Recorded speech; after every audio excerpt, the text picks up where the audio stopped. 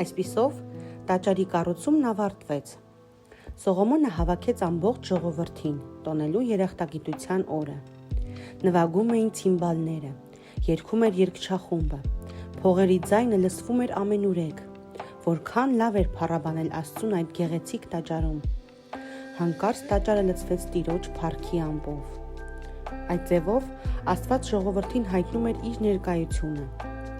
Սողոմոնը դիմեց ժողովրդին եւ ասաց.